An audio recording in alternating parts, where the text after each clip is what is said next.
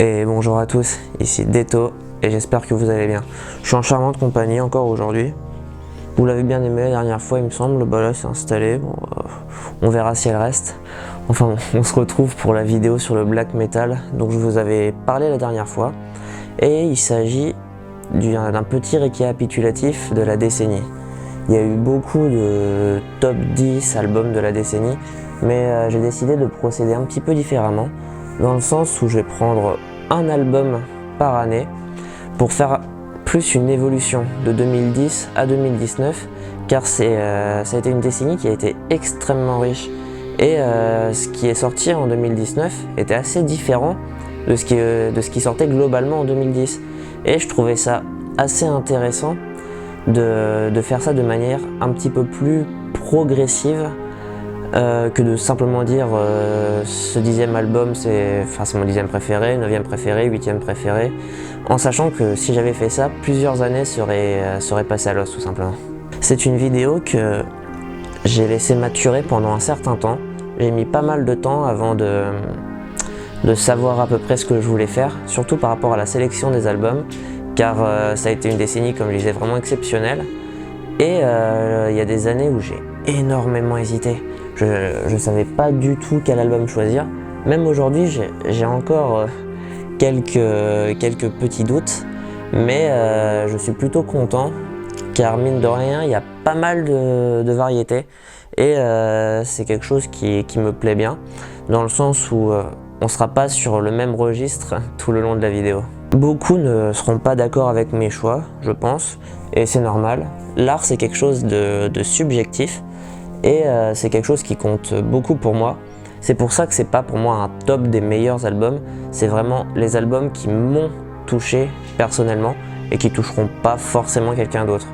Je suis conscient également que la majorité des gens qui regardent ne connaissent pas vraiment ce monde. C'est pourquoi, sur chaque album, je vais mettre une note d'accessibilité de 1 à 5. Donc 1, album pas du tout accessible, que je déconseille fortement aux gens qui ne sont pas familiers avec ce style, à 5, album qui est plutôt propice à découvrir le style, plutôt facile à écouter. Concernant les extraits, j'ai beaucoup hésité, car donc, il y a des questions de droit d'auteur. Même si ma chaîne est pas monétisée, si jamais elle l'est par la suite, j'ai pas trop envie d'avoir de problème, dans le sens où il y a des labels, enfin des albums qui vont être mentionnés. Je sais pertinemment que le label voudra pas que des extraits soient diffusés. Il y en a d'autres, je pense que ça poserait pas de problème, mais dans le doute, je vais pas en mettre. Et dans les prochaines vidéos, s'il y a des extraits, j'aurais demandé au groupe, au préalable, si je peux en diffuser. On commence en 2010 avec Deathspell Omega Parakletos. Cet album, c'est une véritable bombe atomique. Le style, c'est du black metal avant-gardiste. Et Deathspell Omega, c'est un des groupes les plus emblématiques de cette scène. Et pour moi, avec cet album, ils ont poussé ce style au paroxysme de ce qu'ils savent faire. Je sais pas si c'est très clair, mais cet album, c'est un énorme condensé de ce qu'ils font le mieux, je trouve. C'est un groupe qui existe depuis quand même pas mal d'années, 98 si je dis pas de bêtises. Ils avaient fait 2 premiers albums qui étaient du black assez traditionnel, et ils sont arrivés en 2004 avec Si Monumentum, qui est sans doute mon album préféré du groupe, qui a pour moi un peu révolutionné le genre, si ce n'est à inventer un genre. Et il y a eu un deuxième album, on va dire c'était le premier album d'une trilogie, Si Monumentum. En 2007, il y a eu un autre album qui est sorti, qui était un peu plus indigeste pour moi, qui poussait l'avant-gardisme extrêmement loin, mais avec lequel j'avais beaucoup de mal. Mais je trouve que sur Parakletos, ils ont pris ce qu'ils savaient le faire et ils l'ont fait le mieux possible. Et c'est ça qui est vraiment intéressant. C'est un condensé de notes assez dissonantes qui sont quand même savamment associées pour donner un tout qui est assez unique. C'est un album qui est pas très long. Il dure 42 minutes si ma mémoire est bonne, enfin à peine un peu plus de 40 minutes. Et en 42 minutes, on aura une densité tout simplement exceptionnel. Et c'est assez fou à voir, je trouve. C'est un groupe qui a été pas mal imité, mais jamais égalé pour moi. Pour la note d'accessibilité, donc je mettrai 1 sur 5, car c'est un album qui est vraiment indigeste à la première écoute, même si on est familier au black metal. Et ça nécessite énormément d'écoute, je trouve, avant de bien se l'approprier. En 2011, on change littéralement de style, avec Midnight Odyssey, Funeral from the Astral Sphere, qui est tout simplement du black atmosphérique. Le black atmosphérique, c'est un style de black peut-être un peu à part, dans le sens où c'est globalement assez doux, où ça cherche à installer une atmosphère un petit peu plus lancinante. C'est moins violent, je dirais, que du black metal traditionnel. Et Midnight Odyssey exploite ça à la perfection. Cet album est extrêmement long. Pour le coup, il dure plus de 2 heures, mais c'est un véritable voyage. Il est extrêmement posé, extrêmement chill, et je trouve ça notamment idéal avant d'aller dormir. C'est un groupe que j'écoute justement énormément avant de dormir, ou énormément quand je suis allongé dans mon lit et que je cherche entre guillemets le repos. Et c'est vraiment propice au voyage. C'est-à-dire que vous écoutez cette musique, puis vous voyez des étoiles passer devant vos yeux et vous passez, je trouve, un excellent moment. Mais il faut adhérer au style. Mais pour moi, c'est vraiment un must-have de ce style, comme tous les albums de ce groupe. C'est un album qui m'a énormément touché. C'est celui avec lequel j'ai découvert le groupe. Et je me rappelle, dès la première écoute, je me suis dit « Waouh, je suis tombé sur une pépite, mine de rien ». Et puis depuis, j'ai tout simplement pas décroché. C'était il y a déjà quelques années, car ma vie dans le black metal est un petit peu spéciale, mais j'y reviendrai peut-être, enfin sûrement un petit peu plus tard dans la vidéo. Et ce groupe-là est toujours là avec moi, et aujourd'hui je prends toujours énormément de plaisir à l'écouter.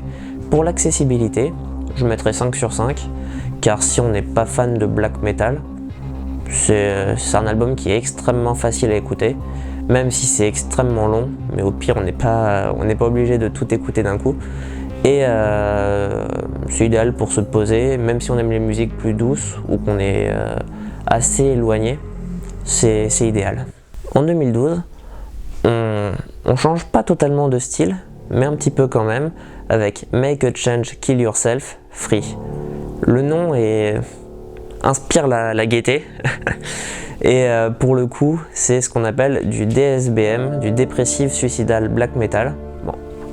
Vous vous doutez que c'est pas un style qui respire la joie de vivre, et cet album, pour moi, représente ce qu'on fait de mieux dans ce style.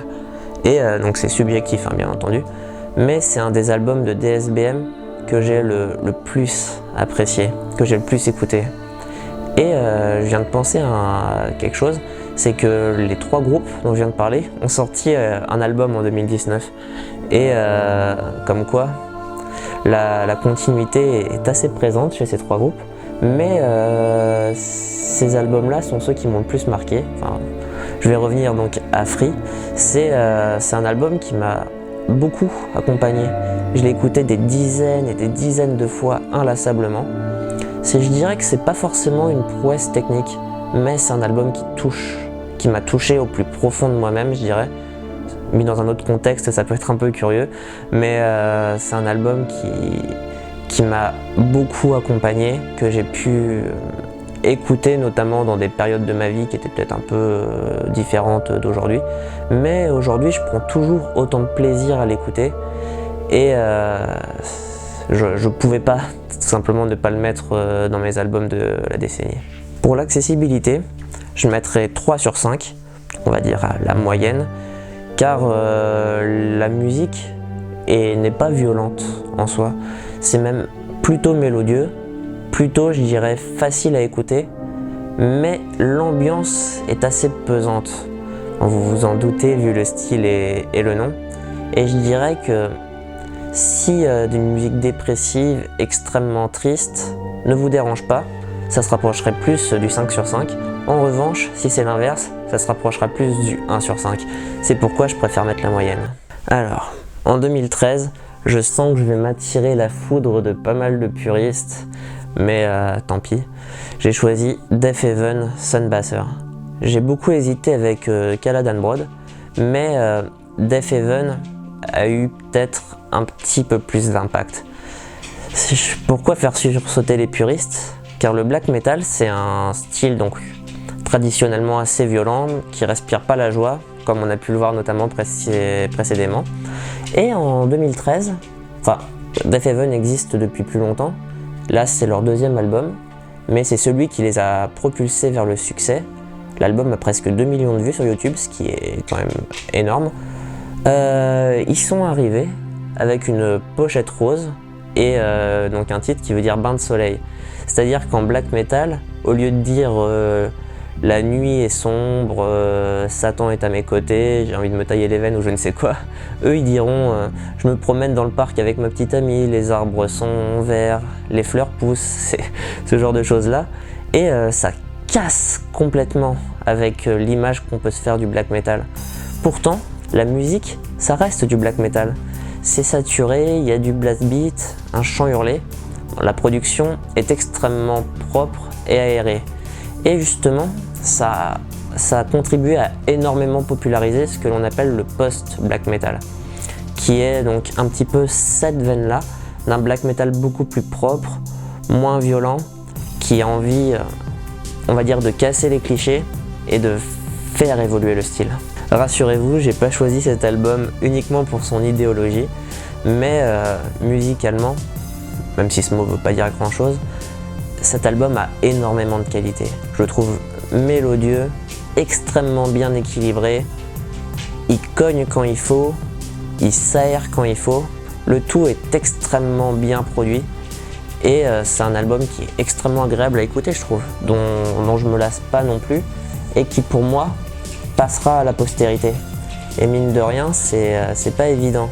J'avais regardé les commentaires YouTube donc sous cet album et c'était marrant, façon de parler, de voir la guerre un petit peu entre ceux qui disent c'est du post-black metal, la musique est de grande qualité, et ceux qui disent ça fait honte au black metal, c'est pas du black, c'est de la funk ou je ne sais quel autre style. Et c'est pourquoi cet album a beaucoup divisé. Et ça a contribué entre guillemets à le faire connaître. Mais pour moi, c'est un album, je sais pas si on peut dire nécessaire, mais qui est bien car ça permet une évolution du style, quoi qu'on en dise. Et du coup, pour l'accessibilité, je mettrai donc 5 sur 5, car c'est un album qui est vraiment idéal. C'est même un album que je conseille quand on ne connaît pas du tout le black metal. J'avais discuté avec un disquaire donc, qui me disait que ça faisait partie donc, de ses grosses ventes et que la moitié des gens qui l'achetaient n'étaient pas forcément des gros fans de black metal. Comme quoi, je trouve ça bien car ça permet d'ouvrir le style à un public plus varié que le public de niche traditionnel du black metal. En 2014, je suis content de parler d'un album qui est très cher à mon cœur, The Great Old Ones, Tekeli Lee. C'est un album français, donc sorti par les Acteurs de l'Ombre. C'est un label français dont je suis très content de parler, car c'est un label exceptionnel tout simplement. Déjà, la qualité de leurs productions sont top. Si vous achetez un album des Acteurs de l'Ombre, vous savez que vous achetez un bon album. Et je fais pas ça pour des placements de produits ou quoi, je le pense vraiment. Et ils se battent pour faire vivre la scène et pour faire un peu connaître le black metal. Et je trouve ça vraiment bien. Et du coup, cet album m'a beaucoup fait évoluer, je dirais, dans le black metal. J'en écoute depuis un petit moment. Je dirais, j'ai commencé à en écouter peut-être vers 2011 ou 2012. Je suis pas sûr totalement. Mais jusqu'en 2014, je me contentais vraiment des grands classiques. Tout ce qui est Mayhem, Juder, Marduk, ou Marduk, je sais même pas comment ça se prononce, et bien d'autres. Et cet album m'a permis de m'ouvrir à plus d'horizons, je dirais. Je l'ai découvert car on me l'a énormément conseillé. Et quand je l'écoutais, j'ai adoré. Je me suis rendu compte qu'il n'y avait pas que les grands classiques norvégiens, mais qu'il y avait toute une scène qui ne demandait qu'à être découvert. Et donc cet album, c'est du enfin, on appelle ça du Lovecraftian black metal, tout simplement car la musique se base à 100% sur Lovecraft. Sur cet album, c'est Les Montagnes Hallucinées, et ce que je trouve captivant notamment, c'est qu'ils lisent, enfin, il y a des passages de l'album qui sont lus tout au long de l'album par, on peut dire, par interlude, et je trouve que ça met une ambiance qui est vraiment unique. Cet album a de grandes qualités mélodiques, mais aussi au niveau de l'ambiance. C'est tellement agréable à écouter, et pour moi c'est un énorme classique. Le groupe a fait 4 albums, mais pour moi celui-là ressort tellement. Après il y a aussi la subjectivité, dans le sens où c'est un album qui m'a beaucoup fait évoluer, qui m'a quand même pas mal accompagné, mais c'est un album qui vaut vraiment le détour, qui est vraiment exceptionnel je trouve, et qui mérite sa place ici tout simplement. Pour l'accessibilité, je mettrais 4 sur 5, car c'est un album qui est assez accessible je dirais. Ça reste du black, il y a quand même quelques passages on va dire qui sont un petit peu déchaînés, mais globalement ça peut s'écouter assez facilement. C'est pourquoi je lui mets 4 sur 5, car lorsqu'on ne connaît pas, on peut quand même fortement l'apprécier je pense. En 2015, j'ai choisi donc Batushka Liturgia, mais 2015 ça a vraiment été l'année la plus difficile je dirais, dans le sens où j'ai énormément hésité avec Mgla, Exercise in Futility. Ces 2 albums qui ont été des bombes atomiques dans le milieu. Sur YouTube, les deux, enfin je crois que Batushka tourne à environ 3,5 millions de vues, ce qui est colossal, et Mgla à 3,8. Ces 2 albums qui ont profondément marqué cette décennie, si ce n'est les 2 albums qui ont le plus marqué la décennie. Et ça a été vraiment un choix cornélien pour moi, car j'adore ces 2 albums, mais j'ai choisi donc Batushka. Batushka, c'est du black metal orthodoxe, c'est-à-dire que ça met l'accent sur un black metal un petit peu plus rituel, je dirais, peut-être sacré en quelque sorte. Il y a beaucoup de chants qui sont utilisés, qui peuvent rappeler donc des chants, je sais pas si on peut dire grégoriens, mais qu'on pourrait entendre dans une cérémonie orthodoxe, notamment pour le coup. C'est polonais, et cet album, c'est une claque monumentale. Le groupe a eu, il y a eu un petit scandale, on va dire, en 2019, avec des sombres histoires, entre guillemets, de popularité, où tel membre est exclu alors qu'il revendique la propriété du groupe et tout ça, mais je vais pas rentrer là-dedans, Internet le fait mieux que moi. Mais cet album-là vaut vraiment le détour. Il n'est pas très long, il dure 42 minutes aussi, je crois, si je dis pas de bêtises, mais il n'y a pas une seule seconde à jeter. C'est juste fantastique. Je trouve qu'il a une ambiance, c'est mélodique. Quand il faut que ce soit mélodique, c'est mélodique. Quand il faut que ça tape un peu plus, ça tape. Tout est... J'aime pas dire parfait, car rien n'est parfait, mais ça s'en rapproche énormément. Cet album, je l'ai écouté des dizaines et des dizaines de fois. Et à chaque fois, j'y prends toujours autant de plaisir. Et je trouve ça assez fascinant, mine de rien. Pour l'accessibilité, je mettrais également 5 sur 5. Car c'est un album qui est idéal pour commencer, tout comme Mgla d'ailleurs, pour la même année, ou Death Heaven. Ce sont des albums que je conseillerais justement pour débuter, car c'est assez facile à écouter, c'est mélodique, et c'est extrêmement entraînant. Il y a quand même pas mal d'interludes, de temps de repos, qui permettent de mieux assimiler la musique, je trouve, et ça en fait quelque chose d'idéal pour débuter. En 2016, on change complètement de registre avec Oranssi Pazuzu, et là je suis désolé, je vais lire mes notes car j'ai aucune idée de comment on prononce d'ailleurs le nom de l'album. Varaelija ou Lia peut-être, je sais pas trop comment ça se prononce, c'est pas anglais ni rien, et c'est du black psychédélique pour le coup.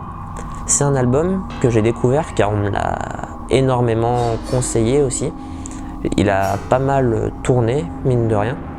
Et j'étais assez sceptique parce que Black Psychédélique, c'est pas un nom qui me parle naturellement. Mais car j'avais peur que ce soit un petit peu le bazar, que je m'y retrouve pas tellement. Mais cet album est extrêmement bien construit. Il m'a mis une baffe monumentale dès la première écoute.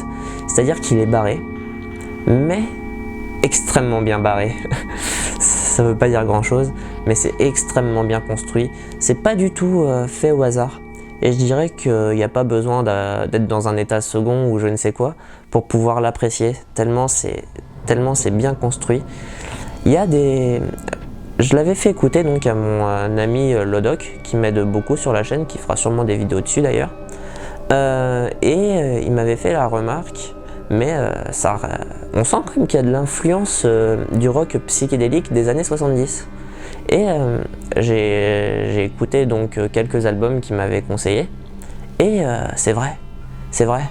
Genre, on sent la fibre un petit peu des années 70, un petit peu, comment dire, classique, et ça se mélange parfaitement avec le black metal. Et je trouve ça, mine de rien, assez phénoménal comme mélange, dans le sens où ça peut parler énormément. C'est également millimétré, je dirais, et c'est un album qui est extrêmement plaisant, qui est extrêmement rafraîchissant aussi, parce que c'est vraiment original, et je dis peut-être beaucoup trop vraiment, mais je suis désolé, mais c'est quelque chose qui est vrai, qui est à découvrir. L'accessibilité, je mettrais 2 sur 5. Bon, car quand on connaît pas du tout le black metal, je pense pas que ce soit l'album idéal. Mais si vous aimez le black metal, cet album je vous le conseille, car justement il n'est pas trop barré non plus, et est assez accessible pour quelqu'un qui aime ce style. Mais si vous n'êtes pas proche du tout, je vous le déconseille quand même fortement. En 2017, j'ai choisi donc l'album Dans la joie du groupe Au chant des morts. C'est une année aussi où j'ai énormément hésité. Cet album, il m'avait énormément touché à sa sortie. Je l'ai peut-être un petit peu moins écouté depuis, mais quand j'ai construit Stop, je me suis dit, mais c'est vrai qu'il y avait eu quand même cet album qui m'avait beaucoup touché, enfin que j'avais réécouté un petit peu, mais est-ce qu'il mérite quand même d'être dans une vidéo sur la décennie? C'est assez spécial. Du coup, je l'ai en vinyle. Je me souviens, c'était il y a quelques jours, je l'ai mis sur ma platine et je l'ai réécouté attentivement, et je me suis dit, mais c'est vrai qu'il y a quelque chose quand même. Cet album, techniquement, n'a rien d'exceptionnel, mais c'est un album qui me parle énormément. C'est assez mélancolique, assez, je sais pas si on peut dire triste, mais ça me fait voyager littéralement. Notamment les chœurs à la fin de la première piste, ça me met des frissons tout simplement. C'est un album qui me met des frissons. C'est pour ça que je le mets là. Il vaut vraiment le coup d'œil. Il est sorti également par un label qui a énormément de mérite, qui produit des albums de très grande qualité, qui s'appelle DB Morty, qui est aussi français. Et je vous invite à aller jeter un coup d'œil à ce qu'ils font pour les aider entre guillemets. Pour l'accessibilité, je mettrai 4 sur 5, car c'est un album qui est assez facile à écouter, je dirais. Assez touchant, assez beau, pas trop complexe ou bizarre. C'est un album qui peut tout à fait s'écouter comme un des premiers albums de black metal. Je trouve que c'est pas forcément choquant. Oula, tu vas te calmer toi. En 2018, j'ai donc choisi Arson d'Harakiri for the Sky. Cet album, pour moi, c'est la consécration du groupe.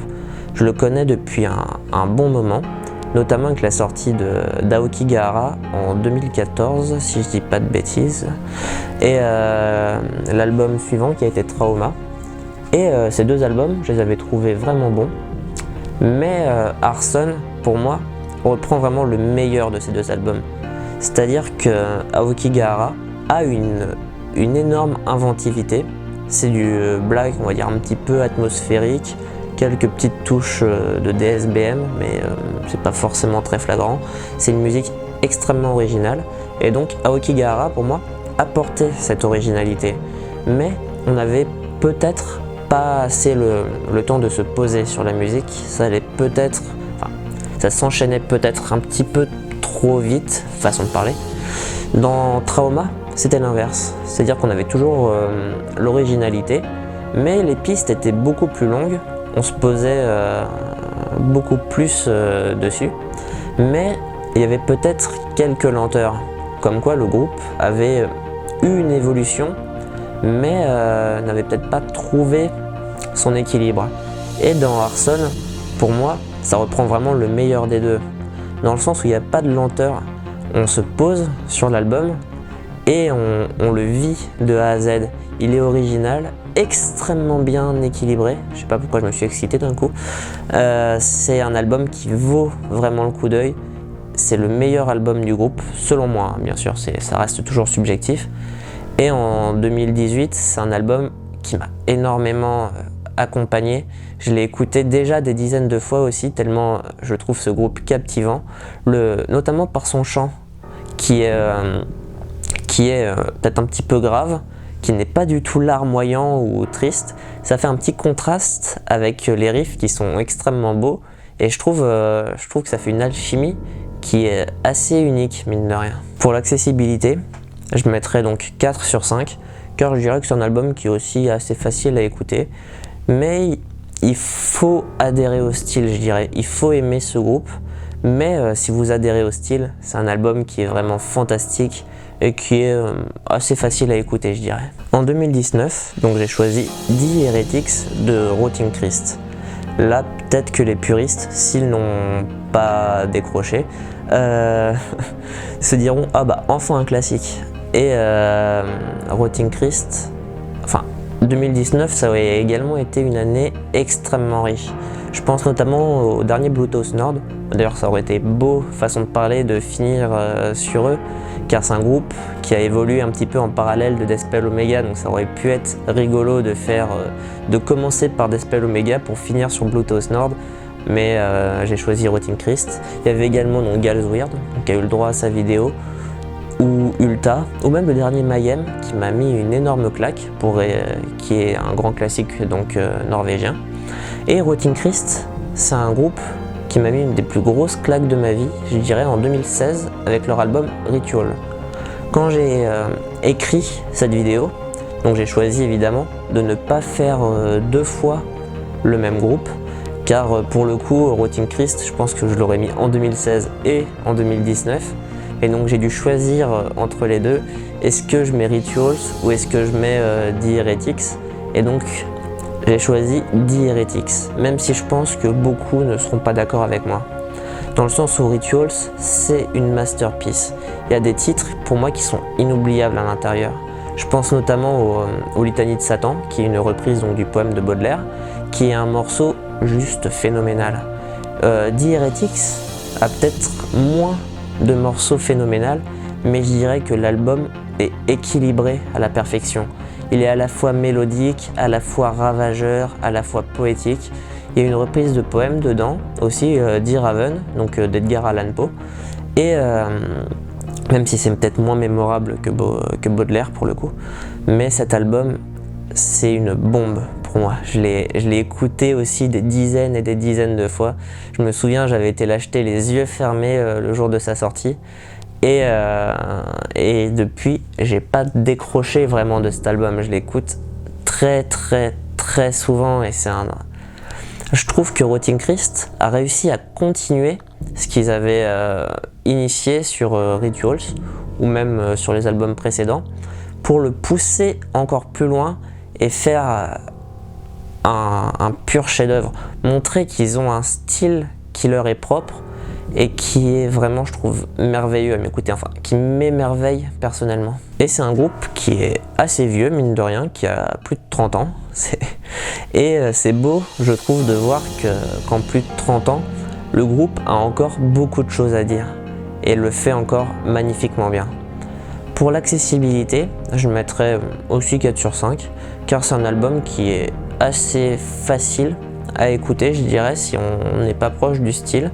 C'est donc d'un groupe qui est qui est un grand classique de la scène, et ça fait que c'est plutôt bien, je trouve, pour commencer. Ça reste un petit peu ravageur façon de parler, ça pourra pas parler forcément à tout le monde, mais c'est pas mal, je dirais, comme album pour débuter. Ainsi donc s'achève cette vidéo.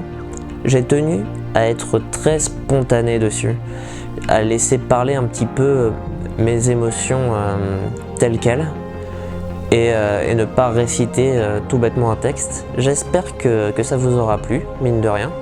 Ça aura été assez dur pour moi à faire, même la sélection aura été éprouvante, mais et n'hésitez surtout pas à me dire les albums qui vous ont marqué lors de cette décennie.